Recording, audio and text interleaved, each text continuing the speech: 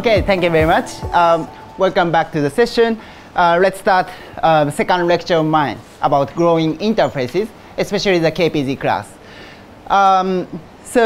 Today I hope I can explain some main outcomes of the exact studies on the 1D KPZ class.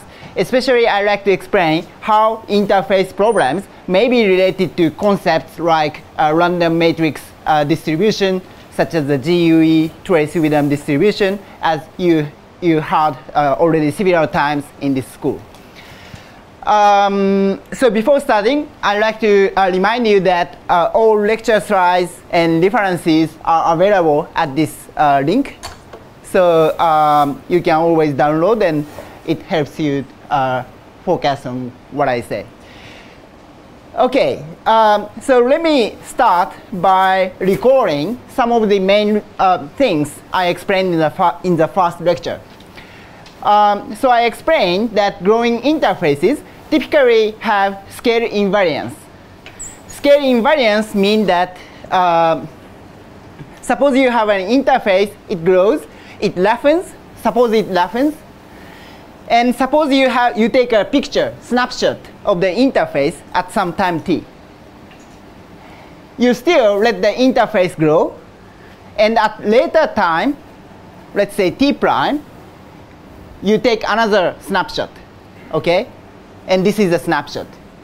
Because t prime is later than t, the fluctuation amplitude is probably greater, and the correlation in the x direction is also greater, okay? And then the scale invariance tells that if you rescale the space coordinate as well as the height coordinate in an appropriate way, the snapshot taken at the later time looks exactly, statistically exactly the same as the snapshot taken at the shorter time. And the appropriate way to rescale is this. If the time variables t and t prime are related by this with exponent z here and some zoom factor b, then you define the new variable x prime by this. You define new variable h prime by this. And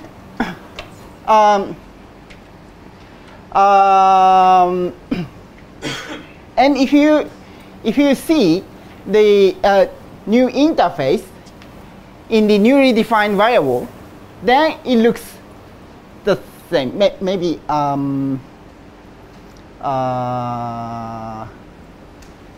okay. If I define like this, yeah, sorry. So let's call the coordinates, space coordinates of the later snapshot x prime and h prime. Okay. Then using this relationship, you translate the coordinates x prime and h prime here to x and h.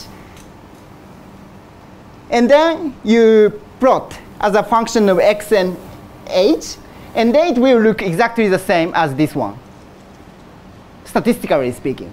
This is the meaning of the scale invariance. And the exponents you see here, alpha z, are the characteristic exponents. And these are basically used to define the universality class. And for 1D KPZ class, we derived in the first lecture that alpha is 1/2, z is 3/2, and beta is defined by alpha over z, and so this is 1/3. Okay.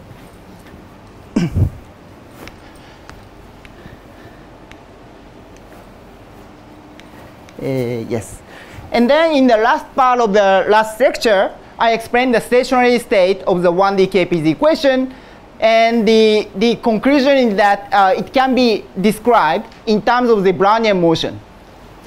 And so Satya pointed out that to discuss this kind of thing, we have to subtract the effect of the zero mode.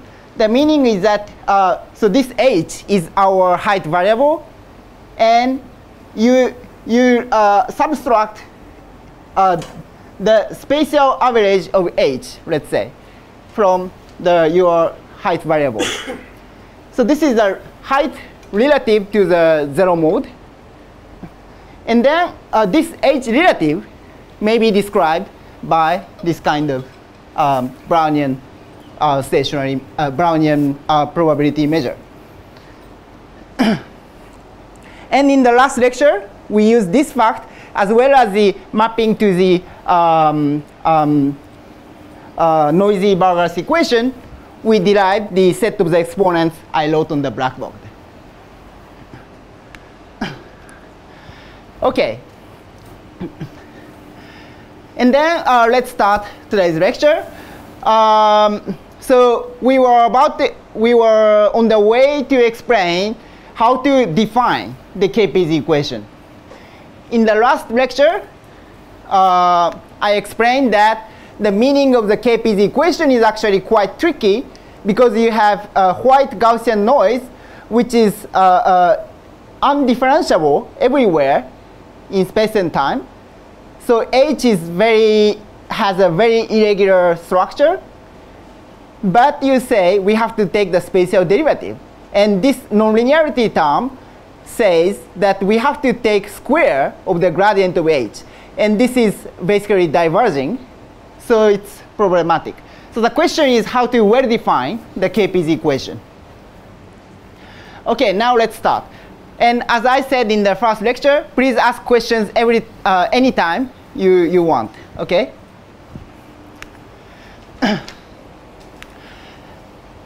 OK, so to explain how to well define it, let us use the transformation of the variable called the Kohlhoff transformation. I define the new variable z, which is exponential of h, with some prefactor here from the coefficient of the KPZ equation. Then suppose we use the usual chain rule. Okay, it is not trivial because we have random variables and we have so we have random variables. So it's not trivial that if we can use the usual chain rule of the differentiation, but suppose we can do that. And then you write down the time evolution equation of z, and then you get this kind of equation. And this product is some product that I will explain soon. OK, and let me remark that even though the KPZ equation is a nonlinear equation because of this squared gradient term, the newly obtained equation for z has no nonlinearity. So nonlinearity disappears. But of course, there is no free lunch. The cost to pay is that we have this product of the variable z and the white Gaussian noise ether. It is called multiplicative noise. And it complicates many things. So this is the cost to pay.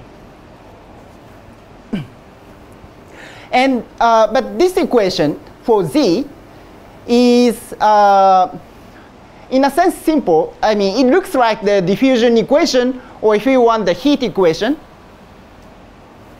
But you have a multiplicative noise term. So in the literature, this equation is often called the stochastic heat equation.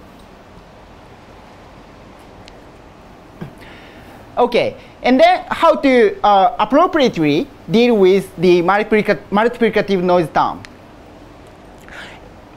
In the literature of the stochastic calculus, it's known that there are multiple ways to define this kind of product. So suppose we have some variable z, and the time evolution of z is given by this kind of form. The deterministic term is f, and the multiplicative term is g times ether. In the stochastic calculus, we often describe it in this way. So dz is given by f times dt times g plus g times dB. And dB is the displacement of the standard Brownian motion or the Wheeler process. And in terms of ether, dB is just ether times dt. Okay, and of course, to define this kind of infinitesimal time evolution, you first consider a finite time step, and then you take the limit of the infinitesimal time limit, time step, right? And there are several ways to choose what time point to use for the for this factor g, especially for the time of this field z. And here, let me explain two main definitions. One is the Ito product, and in the case of the Ito product, g times dB is defined by this. So as dB, of course, you have the displacement of the standard Brownian motion, and as the argument of g, you take the time the time at ti. This is a former time point. Okay.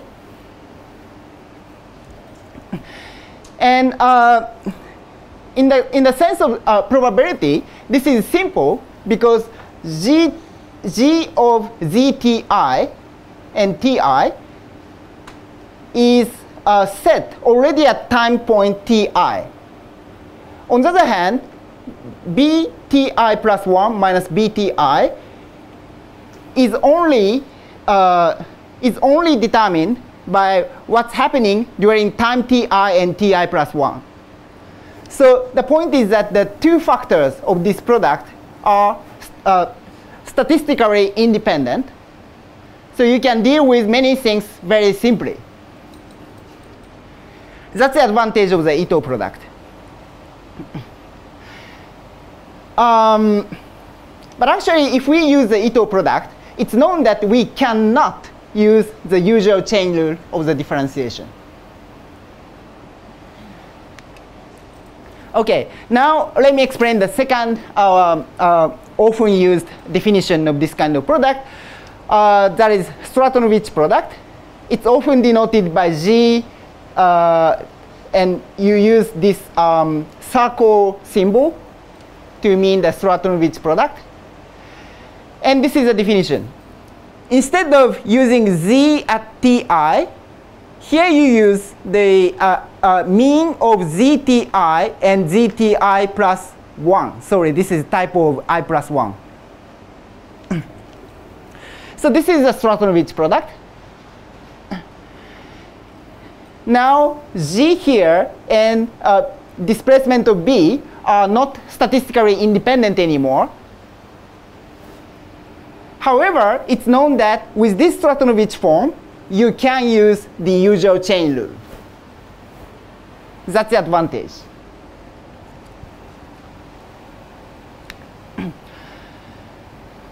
Okay. So according to what I said, and let's recall that we obtained the stochastic heat equation by using the standard chain rule.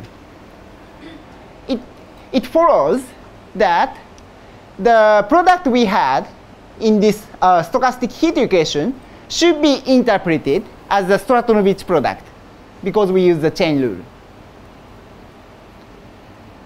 However, if we do that, this equation is really identical to the original KPZ equation, which is ill-defined, as I said. So this stochastic heat equation is ill-defined.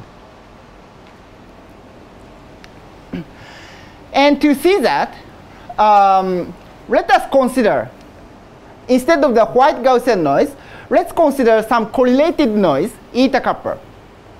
In other words, it's smoothened noise. So this is the covariance of the smooth noise eta kappa. The mean is always 0, and the covariance is defined by this.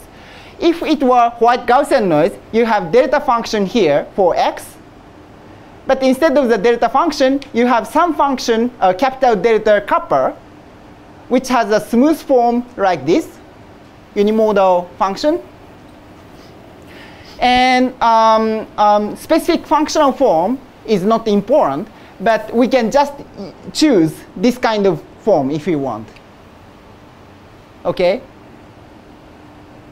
So physically, it means that the noise you have, I mean the noise eta kappa, has correlation in space. And the correlation decays over length scale kappa. This is the meaning of this correlated noise. By using this, you don't have the problem of the spatially irregular noise. So you can circumvent the ill-definedness of the KPZ equation. Okay, so suppose we use this smooth noise for, I mean, we replace eta by this eta kappa. And then let's evaluate. Oh, one remark is that, of course, if we take vanishing kappa limit, it goes to the white Gaussian noise. Okay? Okay. And then, starting from the Stratonovich stochastic heat equation with eta kappa, let us convert it to the Ito product. There is a formula to convert the Stratonovich product to the Ito product, or vice versa. And there are a few ways to describe the conversion formula, but this is one way. So the left-hand side has the Stratonovich product. The right-hand side, you have the Ito product, and there is something additional to convert between them. Okay, and then let's evaluate this additional factor. So let's consider the mean value of this this product. Okay, dz times dB kappa. If you put, so the value of dz is just given by the stochastic heat equation. You have dz in the left-hand side, and then you have this, right, in the right-hand side. Of course, you have also the first term, and you have the second term as well.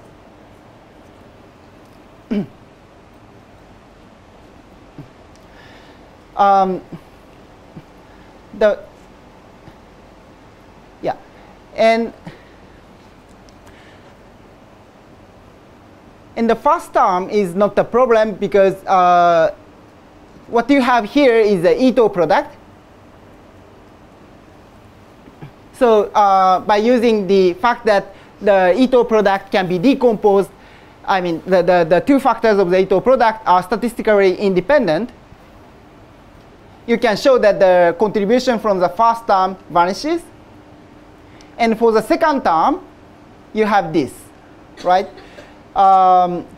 You have z here, and then because of this eta, I mean you have dB here.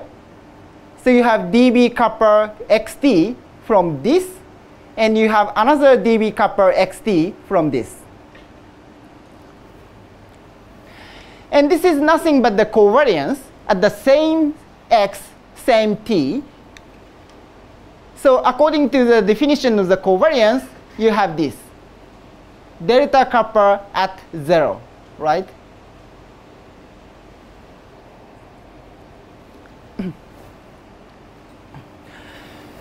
And because delta kappa at 0 is proportional to 1 over kappa, 1 over kappa here is the normalization factor. And so if you take the white noise limit, if you send your kappa to 0, this diverges as 1 over kappa.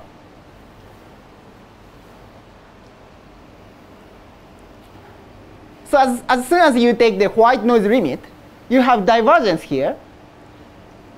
And this divergence means that, so if you plug it into z and if you convert it to h, you see that this divergence means that your interface will grow infinitely fast. So this is the source of the ill-definedness of the KPZ equation. Okay, white noise limit is ill-defined.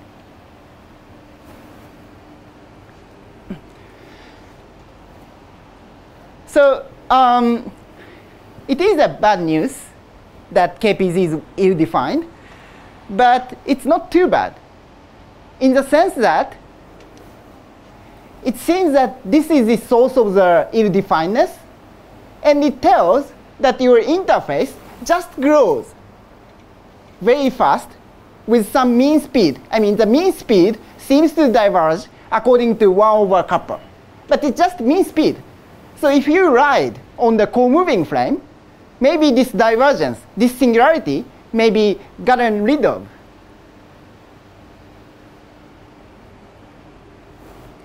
So that's the idea. And then the way to ride on the co-moving frame is that you can go to the, so if you look at this, the divergence comes from this, right? So instead of the Stratonovich product, you may use the Ito product, and then you can subtract the effect of this diverging term. So let's try that. Let's define the stochastic Ito equation with the Ito product. It is an equation different from the one with the Stratonovich product. Okay? We defined it here. And then for the 1D case, it was proven that this stochastic heat equation with Ito product is actually well defined. So all the problem, I mean the singularity, was indeed gotten rid of by adopting this. Yes? When you get this eco-discrete version from using a more representation on any sort of equation, which may be different discrimination? Right. So of course, I mean, here we use the Ito product. So we cannot use the usual chain rule. So we cannot get an explicit equation for H.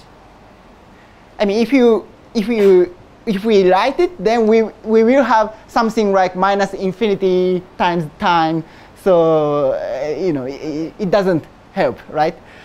So what people do is that we actually use this equation, and then what we call the solution to the KPZ equation is actually this. So Z from this equation is well defined, right? Solution to the stochastic heat equation is well defined.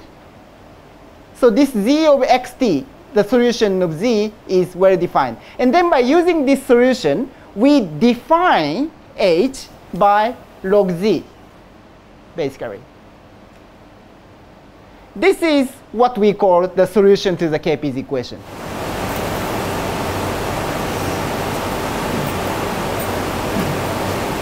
Then H satisfies what equation? Something that corresponds to this equation. So as I said, if we write down time evolution for H, I mean, if you do it in a naive, straightforward way, you get something like minus infinity times t. So I don't think there is a convenient equation to describe the time evolution of this H. Yes? Are there any observables that are different for this solution versus the solution here? So the solution of the original, I mean, the meaning of the solution of the original KPZ is difficult to define, right? I mean, the original KPZ is ill-defined. So like with this failing to see various like important observables that is this preserved by the solution? So again, if we really handle the original KPZ equation in the white noise limit, continuous time, and continuous space, and so on. It's ill-defined, so it's hard to tell. But one way to explain is that we can discretize space, and then we don't have singularity. You can do simulations. You can get exponents, and these exponents are the same as the result from this Ito version equation. Yes. Okay. Yes. Yeah, I didn't completely understand what the issue was with the divergence, because the term that we showed that was divergence as 1 over kappa is the one that appears from this Ito-Stratonovich transformation. So how is it also removed by the Ito-Stratonovich transformation? Or is that divergence already present in the equation and it just so happens that it cancels out with that? So to really explain what's going on, I have to rely on the fact that mathematically a solution to this equation was indeed found and written down. And then if we accept it, then yeah. Then at least this is well defined, right? Z times dB kappa is well defined. And then we have shown that the mean of this factor, this term, is diverging like 1 over kappa. It means that this Stratonovich product is something like, some time well defined, not diverging, plus some diverging term.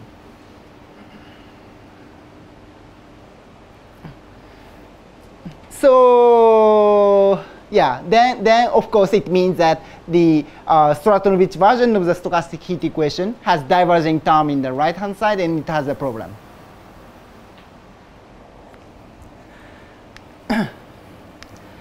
Okay. Yes. These last two things are, if I take the lambda goes to 0 limit. Lambda goes to 0. Yes. Why this new field H, which is 2 nu by lambda log of z? Yeah. Does it reduce to neighborhood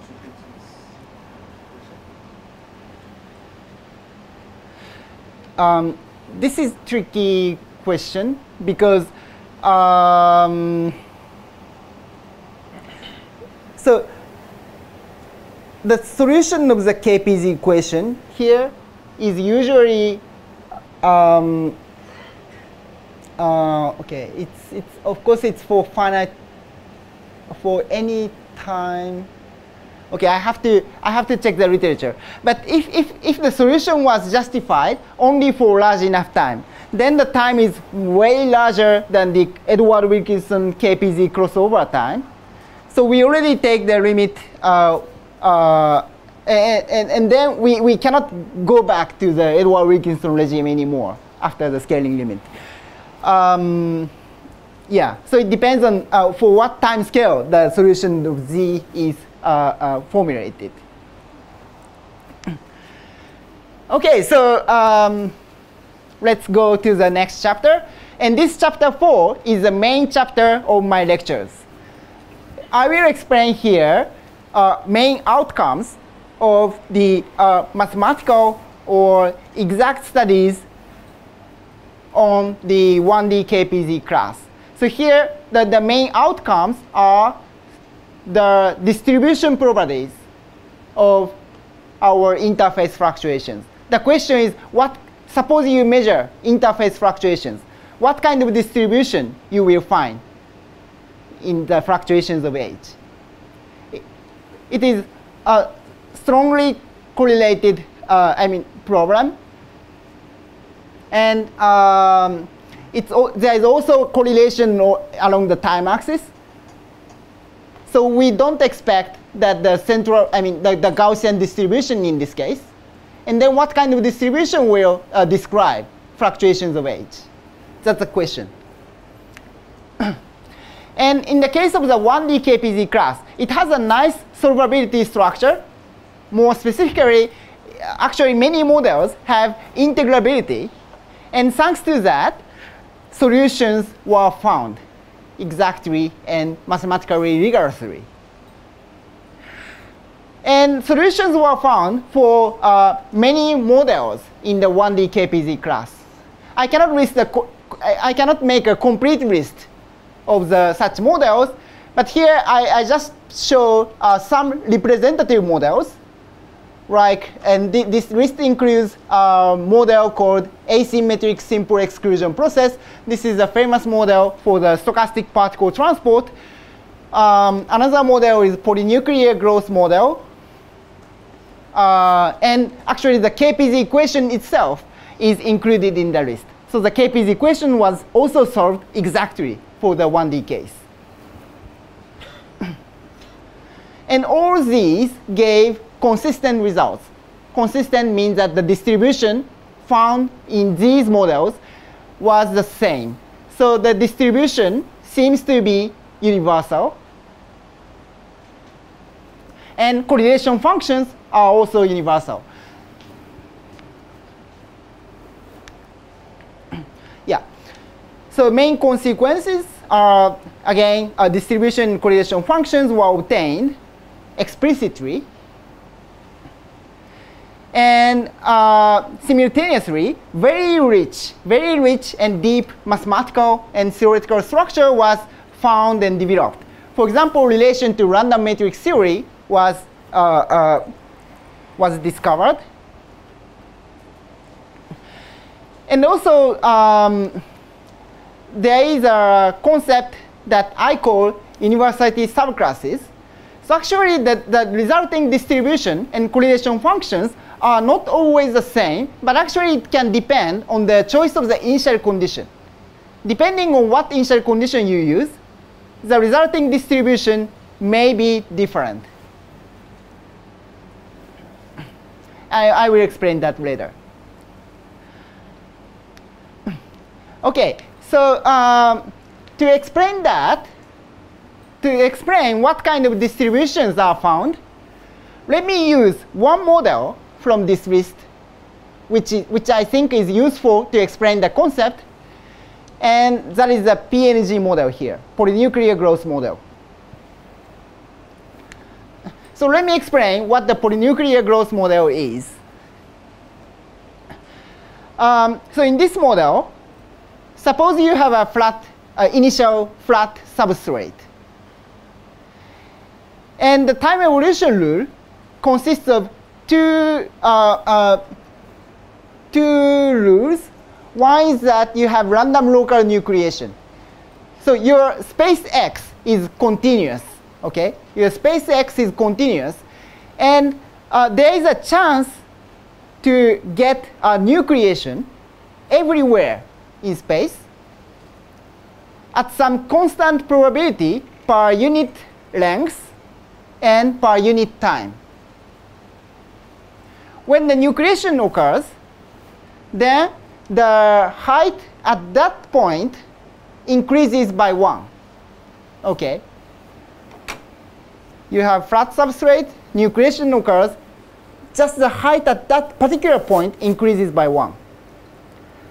So it generates two steps, right? Two side steps, up step and down step.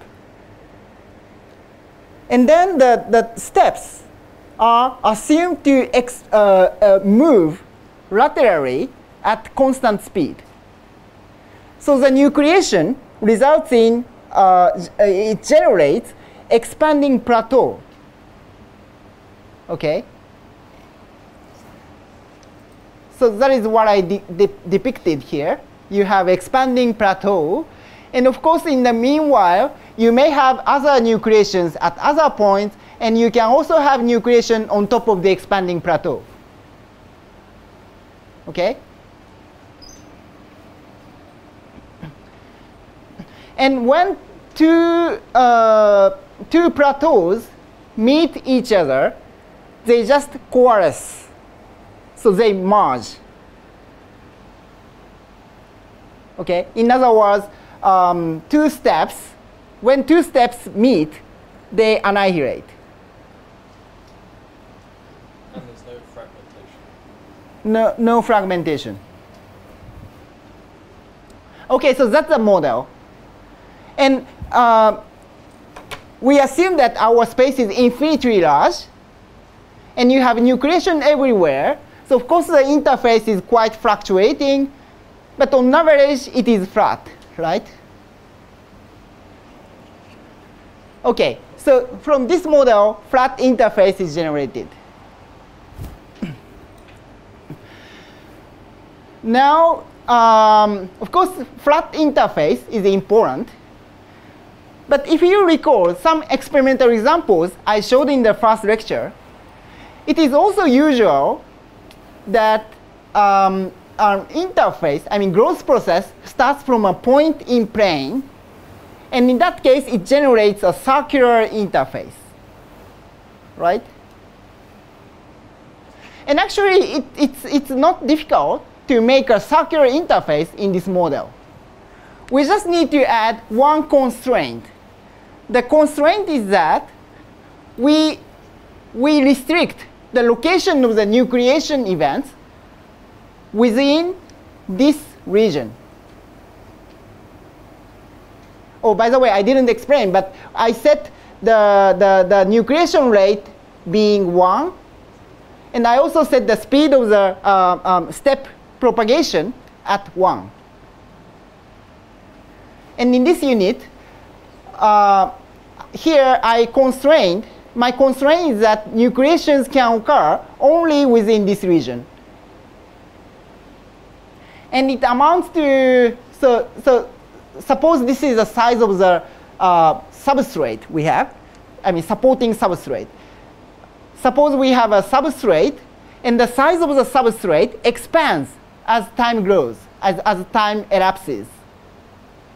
And then you have nucleation events on that expanding substrate. So, and because of the rule we have,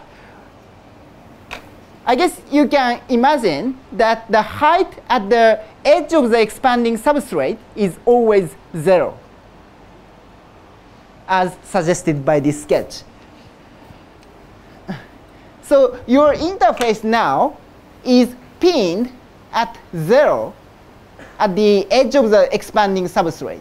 So the resulting interface is forced to have some curved structure, curved mean profile. So it looks like a circular interface. It is curved. And actually, we can prove that the mean profile is semicircle. So it's exactly like circular interface. And actually, it turned out that this circular case is the simplest case to deal with mathematically. So let me first use this model, I mean the circular case, and explain what we get. OK, so again, the constraint we have is that nucleations occur only within this region.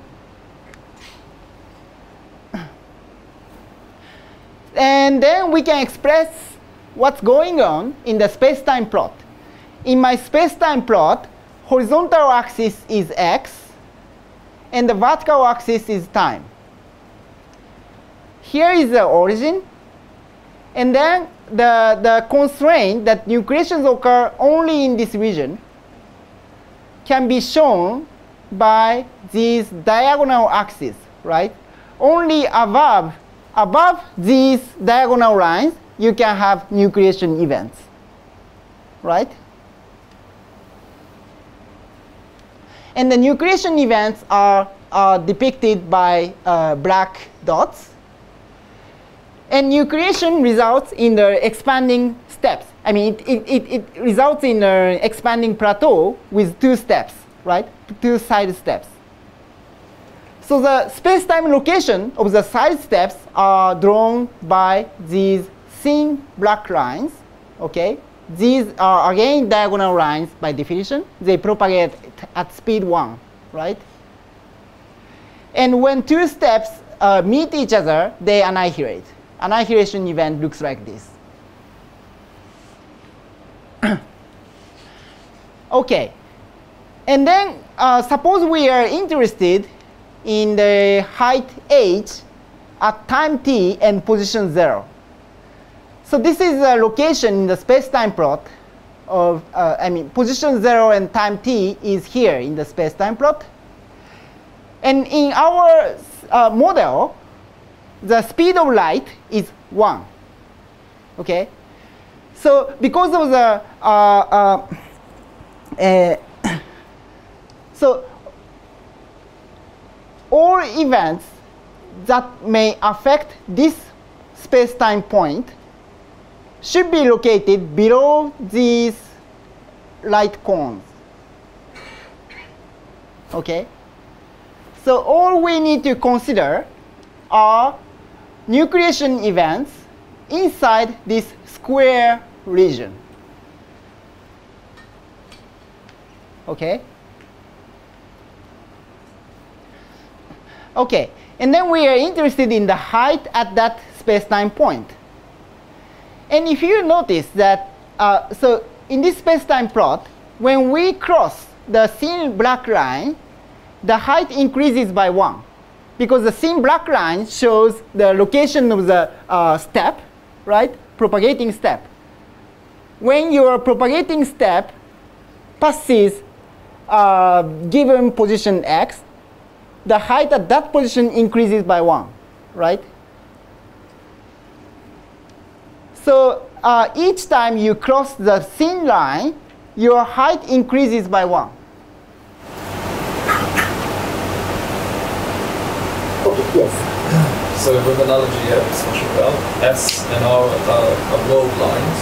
You have a light cone and you have no acceleration at the front. That's the thing, right? The front is expanding in a constant.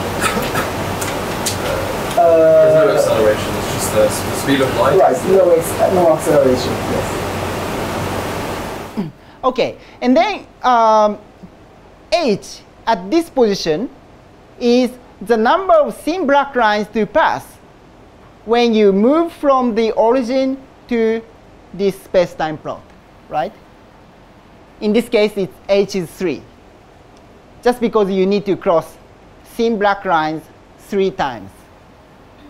Yeah?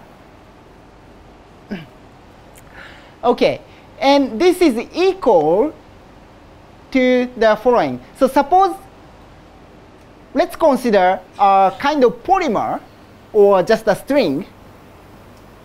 And the endpoints of the string are fixed at the origin and at this space-time point. Okay? The polymer or string is depicted by this dashed line. And there is one constraint about the shape of the polymer. That is, it must be directed upward, or more precisely, the orientation of each piece of the polymer should be within 45 degrees to 135 degrees. Okay? So that is our directed polymer. And then what we need is actually the maximum number of dots that can be passed by this directed polymer, right? So here you see one such example. This directed polymer passes this point, and that point. So it can pass 3 dots. But it cannot pass more black dots, just because of the directedness constraint.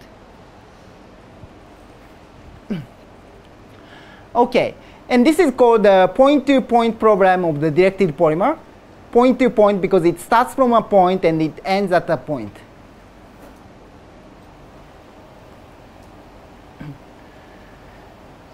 Okay. Now, how to deal with this object? To deal with that, we give coordinates to the nucleation points. And the coordinates are the following. We just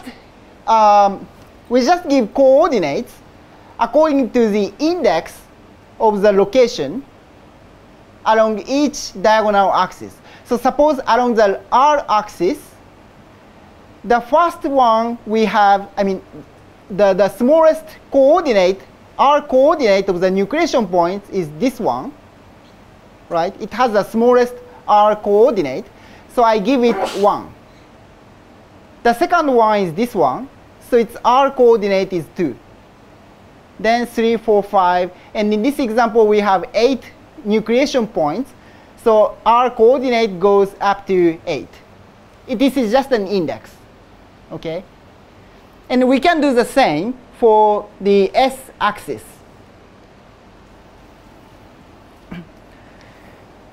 Then here is the list of all coordinates, I mean the coordinates of the all nucleation events we have in this particular example. And I ordered them in ascending order of the R coordinates. Then this example corresponds to this. And this is nothing but random permutation problem, right? R and S coordinates are, by definition, integers from 1 to 8 in this case. And locations of the nucleations are just randomly chosen. This is Poisson point process, by the way. So this is just a random permutation problem. And the length of the permutation is drawn from Poissonian distribution by definition, by construction. Okay. And then what is the maximum number of dots passed by directed polymer? The directedness condition amounts to, so according to the, because of the directedness condition, both of the R and S coordinates must increase, right? So you have to find a subsequence from this list, such a subsequence from the list that both R and S are increasing. But of course, R is increasing here, so you need to find an increasing subsequence in S. Then we have to find the longest such subsequence, because we are interested in the maximum number of dots passed by the directed polymer. So let me recap. What we need, I mean, H here is equal to the length of the longest increasing subsequence in random permutations whose length is distributed by the Poissonian distribution. So now we formulated the problem completely in terms of combinatorics, right? We translated the problem in mathematics language now completely. Then actually there was a significant mathematical development near the end of the last century, especially by Bike, Deift, and Johansson, 1999, using techniques such as Young tableau and Robinson-Shenstedt correspondence and so on. And then they found, so the solution to this particular problem was solved by mathematicians. And the result is the following. This quantity in the limit of large time goes to this. Here, so 2 times square root of S, and S is the area of this square region. And you, so this first term is deterministic. There's no fluctuation here. And the fluctuation comes in the second term, which is proportional to S to the 1/6. And you have chi GUE. Chi GUE is the standard random variable for the GUE trace-rhythm distribution, or GUE largest eigenvalue distribution, which I'm going to explain very soon. And because this area, and of course this area S is nothing but t squared divided by 2. So if I plug it into this equation, we get this. So in the end, h was shown to grow like square root of 2 times t plus something proportional to t to the 1/3 times chi GUE. We can see that the fluctuation of h then grows like t to the 1/3, and this 1/3 is the exponent beta of the 1D KPZ class. And we see that the distribution of the interface is given by the GUE trace rhythm distribution.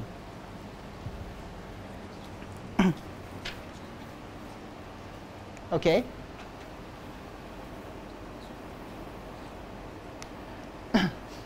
Okay, so what is this trace rhythm distribution? Already in this school, you already heard the GUE and trace rhythm a few times. So this is just a reminder. So the trace rhythm distribution is the distribution of the largest eigenvalue of Gaussian random matrices.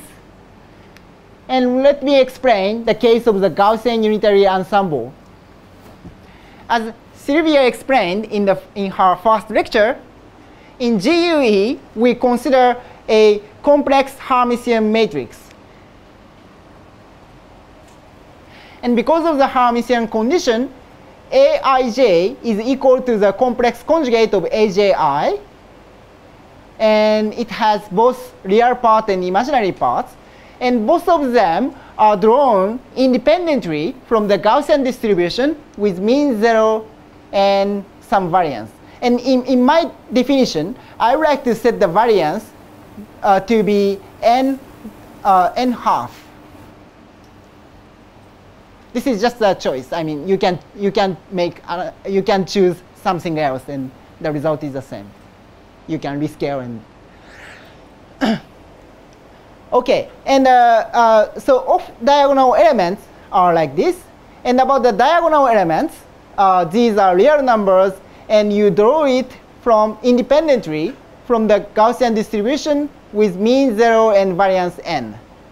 You have to choose the variance of the diagonal elements twice as big as the variance for the off-diagonal elements. I mean. Okay, and then it can be, the question is, we are interested in the eigenvalues of this random matrix, and as Sylvia explained very nicely, it can be described in terms of the log gas, and then we can derive that the distribution of all n eigenvalues we have are given by this semicircle probability density. It is called the Wigner's semicircle law. And in my convention here, the semicircle spans from minus 2n to 2n. Then we are interested in the largest of the n eigenvalues. The largest one is, of course, located near the rightmost edge here. So it's basically 2n. But the question is what the fluctuation is. And by calculations in the random matrix theory, you can show that the fluctuations are in the order of n to the 1/3 here. And then you can define a rescaled random variable here, chi GUE. So the definition is that, and then the distribution of this chi GUE in the limit of the large matrix size n is the GUE trace rhythm distribution. Okay? And you can do the same for other kinds of Gaussian random matrices, GOE, GSE, and all these cases, explicit formula are obtained in the literature, and I just draw them here. The functional form depends on the choice of the random matrix, but there are some common properties. One is that it is an asymmetric distribution, which is quite expected because we are looking at the largest eigenvalue, right? There is no symmetry in the positive and negative fluctuations. So on the positive side, this distribution decays like exponential to the minus 3 halves, x 3 halves, chi 3 halves. In the negative side, it decays like exponential to the minus chi cubed. So it decays very sharply on the negative, which is negative. This is negative, negative side.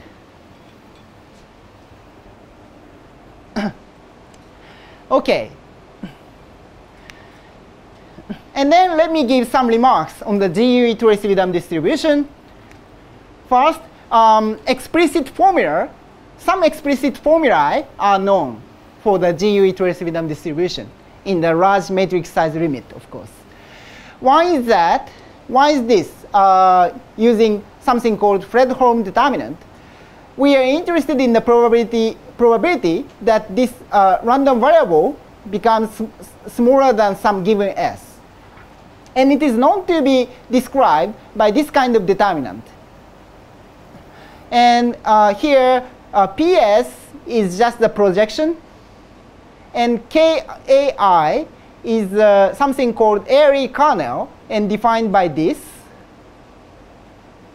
So what you have as the argument of determinant is a function of x and y. And then it says that we have to take the determinant of such a function. And the determinant for a function Fredholm determinant is such a determinant for a function, and it's defined like this. It's defined by this infinite sum. And in the argument of this summation, you have a usual matrix determinant.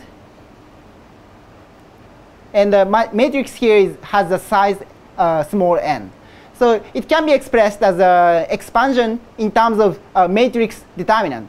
So probably the detailed form is not important, but you can just remember that we can define the operation determinant for a function, and by using that, you can get the formula explicitly for the GUE trace-rhythm distribution. And we can evaluate this determinant approximately by just using matrix determinant. And recently, there is a more elaborated formula to evaluate precisely the Fredholm determinant. It was developed by Bornemann and others. If you are interested, you can see this paper. Okay. And there is also another expression for the GUE trace-rhythm distribution. And that expression uses a solution to an equation called the Painlevé-2 equation. The Painlevé-2 equation looks like this. Actually, when we say Painlevé-2, it has another term with some parameter, but that parameter is set to be 0, and then we have this equation. Anyway, so this is the Painlevé-2 equation that I want to consider here. Okay, this is just a ordinary differential equation for some function u.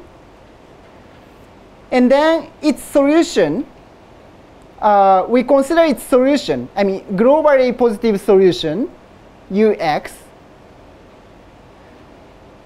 And then we define gx in such a way that the second derivative of g is just u squared. And g is supposed to go to 0 for large x limit. So such an object exists. And by using this g, the probability distribution of the GUE trace-rhythm is just given by exponential minus g. So all I want to say here is that you can just, we have explicit formulae to describe the probability distribution of this trace-rhythm distribution. Okay. And this one, of course, both of them are explicit, but it's probably not very easy to evaluate by ourselves. So if you are just users, then one thing you can do is that you go to Prefofar and Spawn's website dedicated to this distribution. You have a link in this reference, and then you can download the numerical table of all Tracy-Widom distributions. I mean, at least GUE and GOE Tracy-Widom distributions. And Tracy-Widom distribution is now getting rather popular. It appears in many different contexts. So I forgot when, but probably 10 or even more years ago, Mathematica by Wolfram Research implemented a function to give the Tracy-Widom distribution. So if you are using Mathematica, you just type Tracy-Widom distribution and you get probability density and any other thing. So that's good.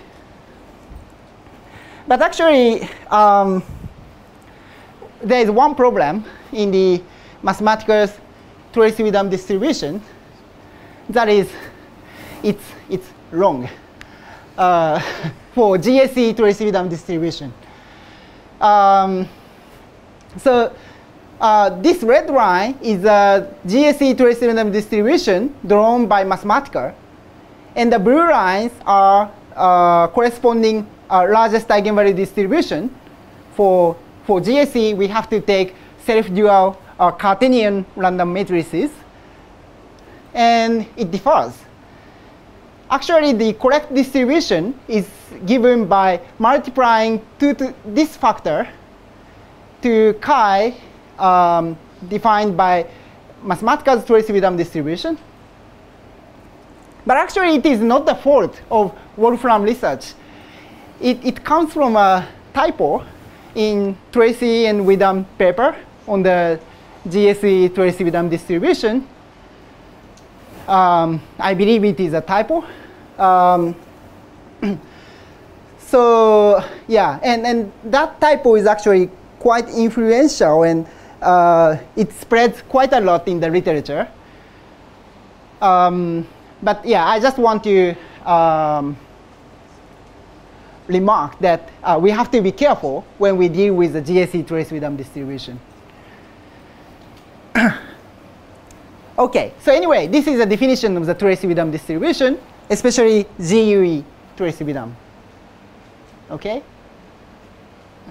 And the punchline so far is that the height distribution of the circular PNG interfaces are given by the GUE Tracy-Widom distribution, which was formulated in such a completely different context. But somehow, for some kind of universality, the same distribution appears in the interface problem, which is quite amazing when I first learned this kind of thing. OK. Just one comment, maybe I can point out that actually this factor of e⁻⁻⁻⁶ was actually first pointed out in the PhD thesis of Selim Nadal in 2007. OK. Could you give me the reference later? Yeah, thanks a lot. OK, so far we have dealt with the circular interface in the PNG model. This is just to recap. We described the process in space-time, and then we found that it amounts to a directed polymer problem with point-to-point condition. And then by using combinatorics, we obtain GUE Tracy-Widom distribution. Now, what do we get for the flat case? Flat case is another very important common situation. And actually, it's very easy now to explain how the flat problem looks like in similar space-time plot. The only difference between the flat case and circular case is that we don't have the constraint on the nucleation points in the flat case. So we just remove these lower diagonals from this space-time plot. And then we get this kind of triangular space-time plot, right?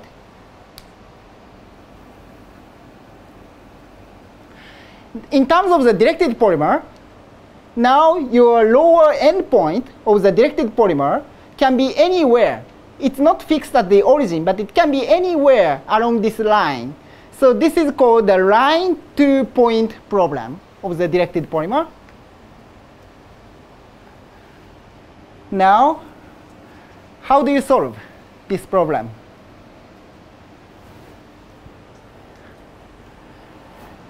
I guess it's a point to a surface. So it's not point to point, it's a point to a surface. Right, but this is just a translation, right? Then the question is how to solve. Yes. Some symmetry. Yes, yes. We have a very nice technique from the old physics literature, especially in electromagnetism. I guess you learned it. The mirror image, right? We put this mirror image, and then the problem reduces to the square problem, right? Which we already know very well.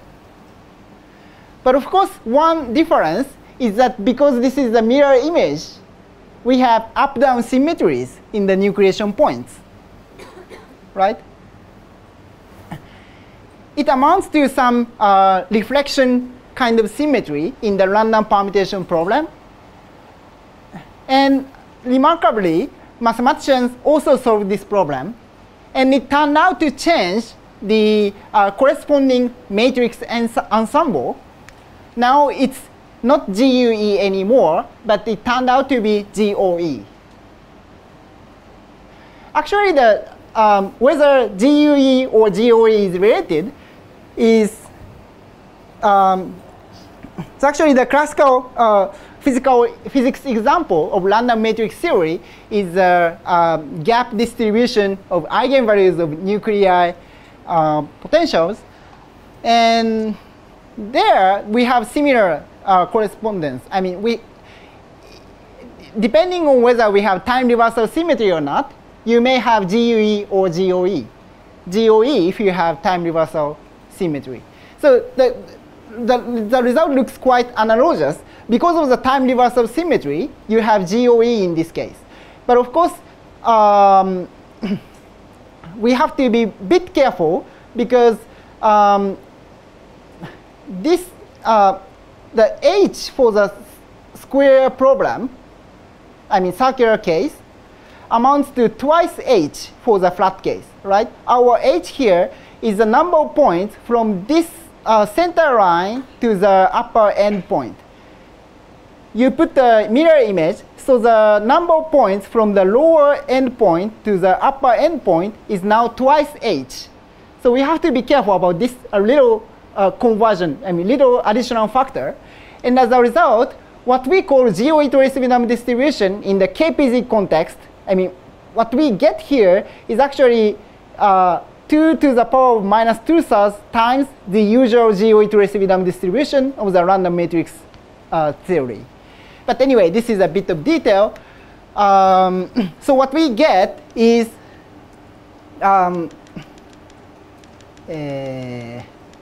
yeah, for the flat case, we get something looks exactly the same as this, except that we have to replace chi GUE here with chi GOE for KPZ, which is defined here.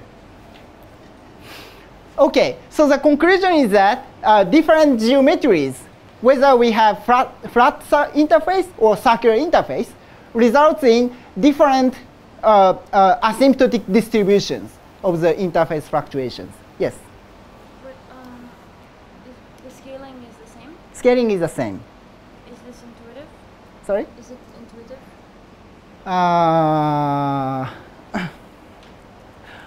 Depends on what you expect as an intuition. But in the first lecture, I derived all the exponents of the KPZ class just by using the stationary measure and the Galilean symmetry of the corresponding fluid problem.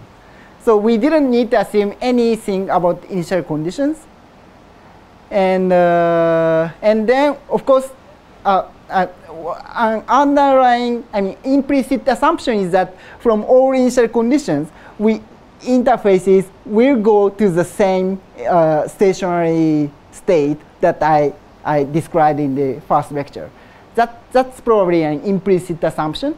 But if we accept that, it's already enough to get the exponent values. So in that sense, it is not surprising that we always find the same exponent values.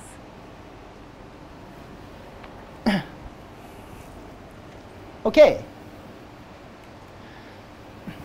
So this is the result for the flat case. So distributions may depend on the choice of the geometry or on the choice of the initial condition. And reflecting this fact, I sometimes state that the KPZ class splits into a few universality subclasses characterized by different characteristic distributions. So there are circular subclass, and there is a flat subclass, at least. Yes?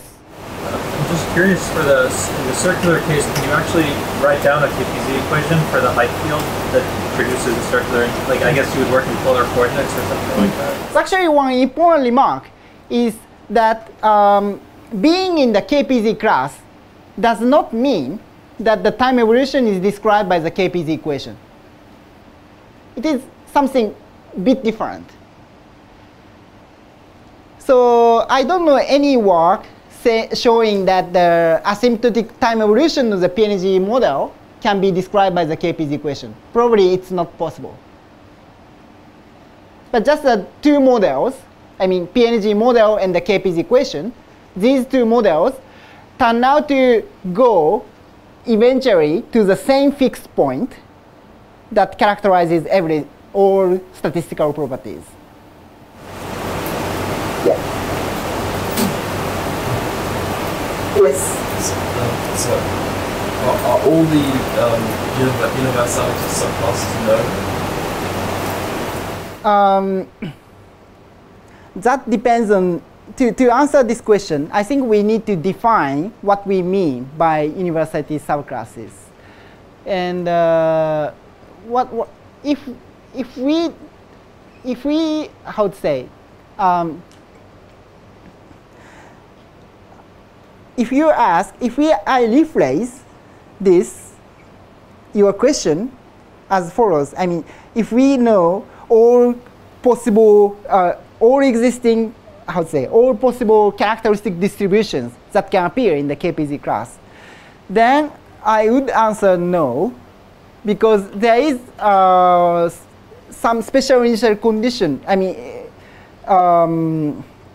So we can choose a stationary interface as an initial condition. In order for such a Brownian initial condition to be the stationary state, we have to choose the diffusion coefficient of the Brownian motion appropriately. If we choose it differently, then it turned out that the asymptotic distribution depends continuously on the choice of the diffusion coefficient. So we know that there is a continuous spectrum of different characteristic distributions. In that sense, there are infinitely many universality subclasses, which is probably not meaningful. But what I can say is that there are three representative universality subclasses which play very important role and which are relevant even in the experimental context. So that's what I want to explain here, actually. I have explained so far two subclasses, circular and flat. The remaining one is actually the stationary case. So stationary is what I already explained in the first lecture, right? At least in the case of the KPZ equation, and if you consider this relative height with respect to the zero mode, then you get Brownian like interface profile eventually. That is the stationary state. And suppose your interface is already in the stationary state. Then the question to ask is the following. So we have stationary interface already here at time t0, and we just let the interface grow even more over time t, so that the time, the later time is t0 plus t. We have another profile. Of course, this is also in the stationary state. So it looks like another realization of the Brownian trajectory. And then we ask what the height increment is. Okay, so the height increment is this. H, here I set x equals 0. H at position 0 and time t0 plus t minus h at 0 and t0. So this is just the distance between the two interface snapshots here. And each of the interface profile is just a Brownian trajectory. But the important remark is that the two Brownian trajectories are not independent. They are correlated. So the statistical property of this difference is not trivial at all. This is what we want to understand. And this is what we call the height function in the case of the stationary state. And in the literature, we often set t0 to be 0. Okay, so this is the initial condition for h. And we can also set the origin of the height arbitrarily. So we often set h at position 0 and time 0 to be 0. If I adopt this definition, then the height increment here at location x equals 0 is just h0t. So this is what we want to deal with in this stationary case. Then again, let's use the PNG model. Let's use the space-time plot. But now we are in the stationary state. Because we are in the stationary state, we have infinitely long history in the past, right? We have nucleations everywhere in the past, and also at present. So even outside these R and S axes, we have many nucleations. And because of those nucleations, there are steps coming inside the square of the space-time plot. Okay, I just put square for the sake of, so we are going to use that soon. Yeah, anyway. Okay, so now we have many incoming black lines. That's the point. Okay, and then this can be rephrased as follows. Instead of considering nucleation events outside the square region, we can also consider that there is an extra nucleation probability along these diagonal lines. We always have bulk nucleation, but on top of that, we have nucleations along the line as well. Then we can express these incoming thin lines, right? So the only thing we have to do is that we have to choose the right nucleation rates per unit length along these diagonal axes. Let's call it P plus minus. I mean plus for the northeast axis and minus for the northwest axis.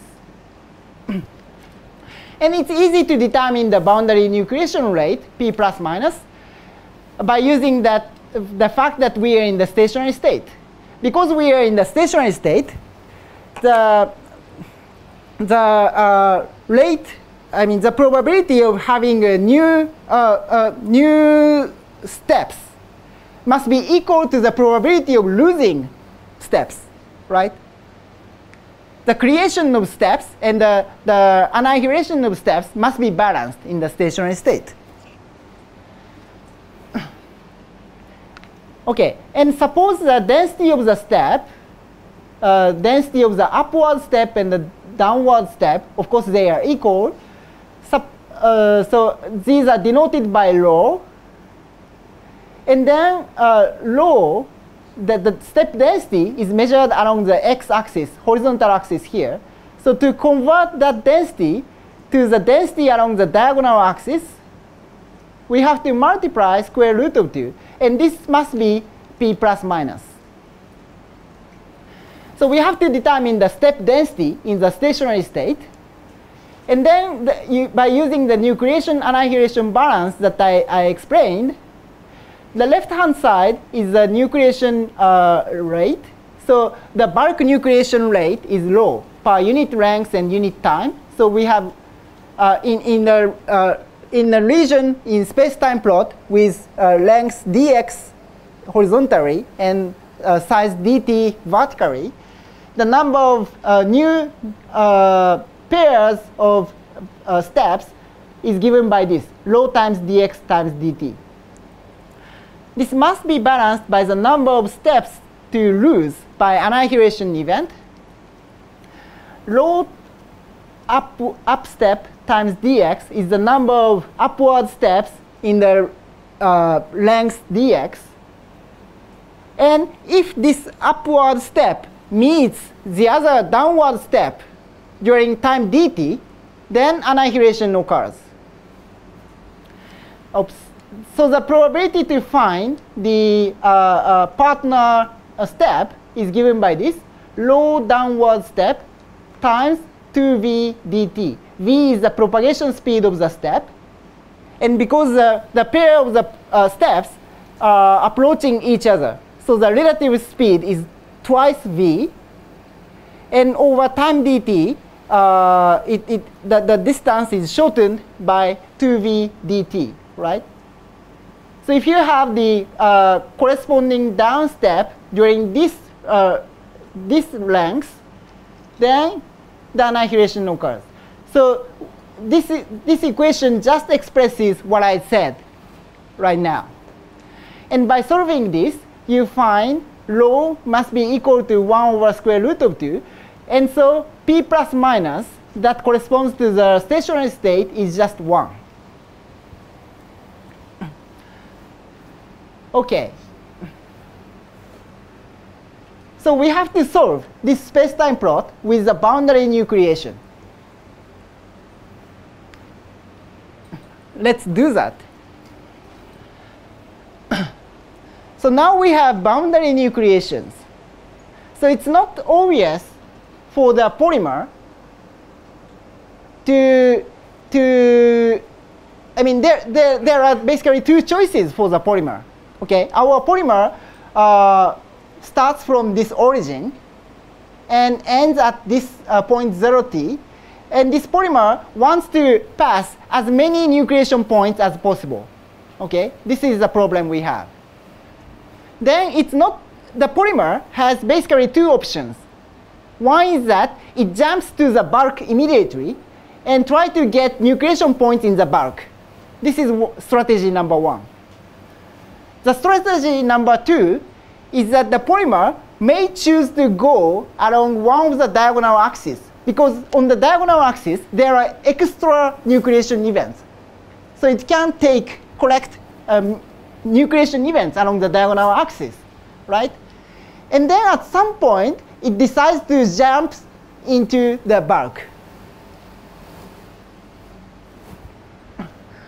So we can express, so H consists of the contribution from the bulk and the contribution from the boundary, which can be plus boundary or minus boundary. Okay, and each component is actually very simple. The bulk component is just the square or rectangle problem. I mean, whether square or rectangle doesn't matter really. So this is just the circular problem. I mean, the bulk contribution is just a circular problem because we have the square. So we know that it is given by this formula with GUE trace Widam. This is the bulk contribution. And about the boundary contribution, it's just an independent Poisson process, Poisson point process on 1D. So the number of points there, so suppose the polymer stays along the boundary over length L, okay? Then the number of points that the polymer can get there is just Poisson distributed with mean L times P plus minus. Okay? So because of the Poisson distribution, and if we take very large L, I mean, we are going to consider large time limit. So it amounts to L, large L as well. Then we know that the Poisson distribution, I mean, thanks to the central limit theorem, Poisson distribution is approximated by the Gaussian distribution with mean P times L and the variance P times L. So the standard deviation is P times L 1/2, power of 1/2.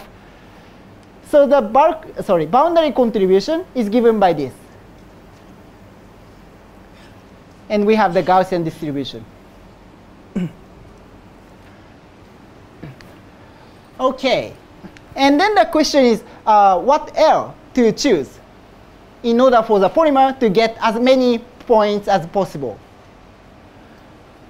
To determine L, we just need to look at the leading term of each contribution. Okay? So we just consider the sum of the two leading terms.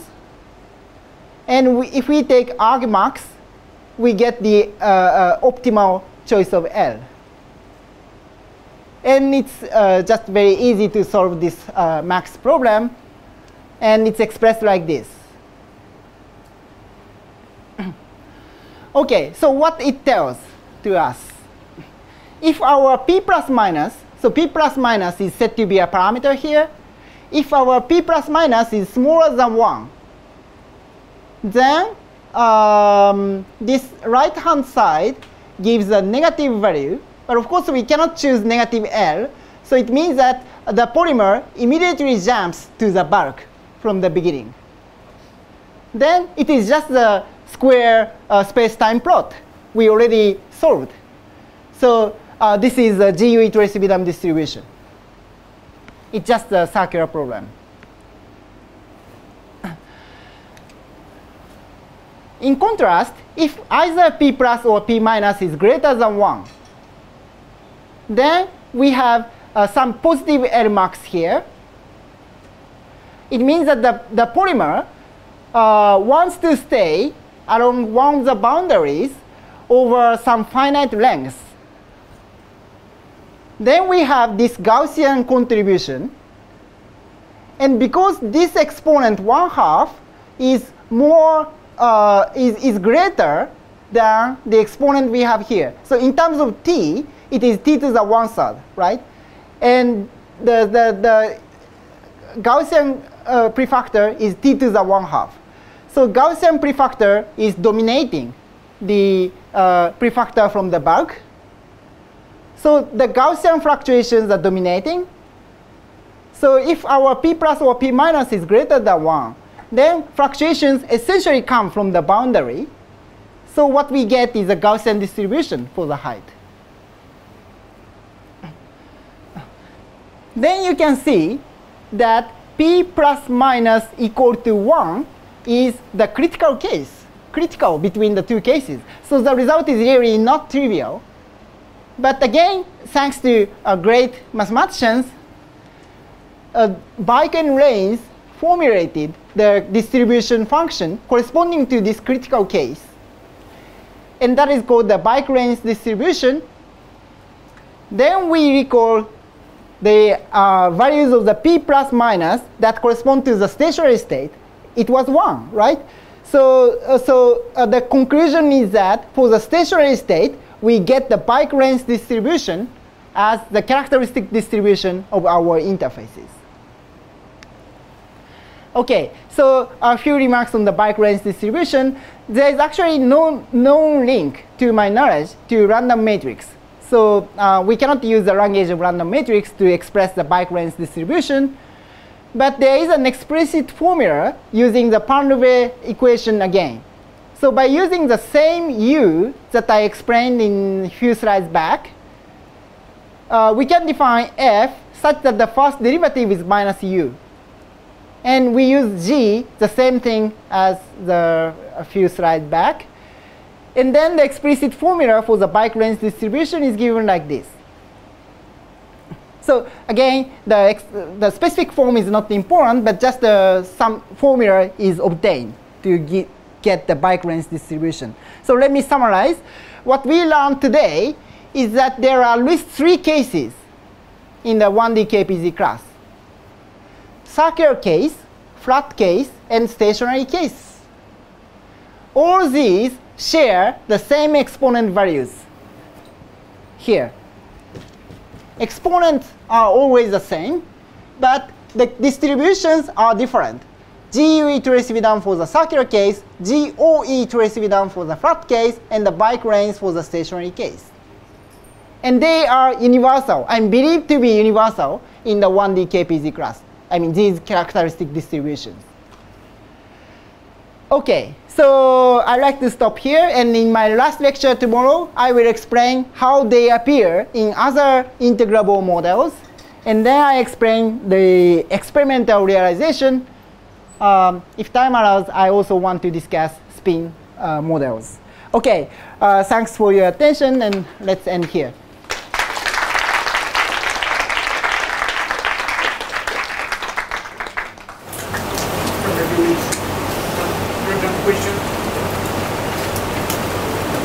So if you start with a flat interface, no matter how long you wait, it stays in this GOE Tracy Whittem class.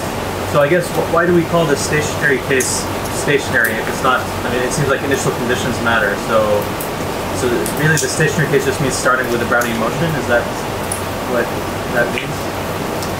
Yeah. So when you obtain, when you want to calculate something for the stationary case, the convenient choice is that you start from the Brownian initial condition. But of course,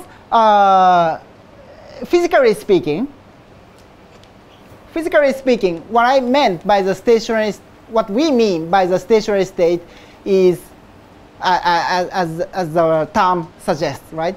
So if we wait infinitely long time, the interface will approach that stationary state. Then the point is that suppose we start from flat interface, okay? And then after a long time, your interface looks like Brownian trajectory. But if you measure the distance from the initial substrate and measure the distribution of this interface height, then actually you get the GOE trace rhythm distribution. This is the flat case. However, if you take the time increment from this interface at some large time, then that height increment will show the bike length distribution if your reference interface is close enough to the stationary state. So actually, we can generalize the problem. We can take the height increment between these 2 times, and T0, let's assume that T0 doesn't need to be large. It can be 0, it can be large, right? If it is 0, then you get GOE trace rhythm distribution for the height increment. If T0 is large enough, you get the bike length distribution. So what you get for finite T0 is that you have crossover from the GOE trace rhythm to bike length distribution. Thank you. Yeah.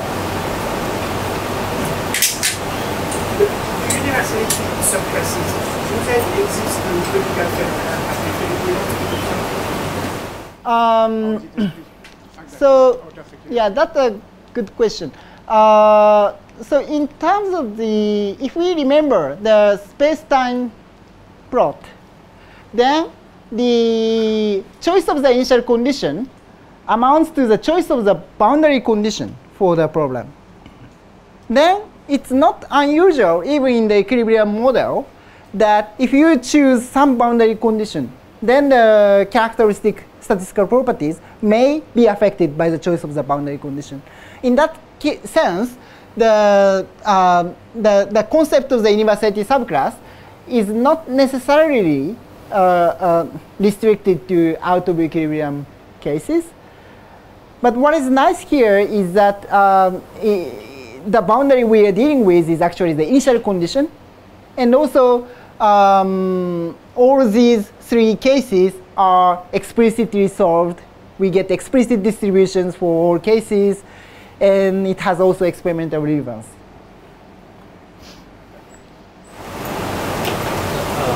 Lecture. So here we consider the x and relative x from x equal to 0. So if this any particular point, or we could select other x for different conditions for the relative x. So could you say again? So here we show the plot from 0, 0, and is still 0t. You mean so, x0 to yeah. So we select any other particular value of x, or we have other any copying between different x. Okay, thanks a lot. So of course, for the flat case, we can choose any x and the result really doesn't change, right? Because of the space translation. For the circular case, for non-zero x, you just get some rectangle instead of the square. But actually, it doesn't change anything. What matters is just the number of points. I mean, this picture is really not affected by replacing the square by some rectangle. And what matters is only the expected number of nucleation points in the region of interest. Okay? The final result only depends on the area of the region of interest. So you can just use the area of the rectangle instead of the square I consider here. And then the result is that if you replace t by this, you get result for arbitrary x. And the distribution is GUE to residuum. Okay. Yep. I think it's time to yes. go for lunch. Thank you very much. Thank you very much.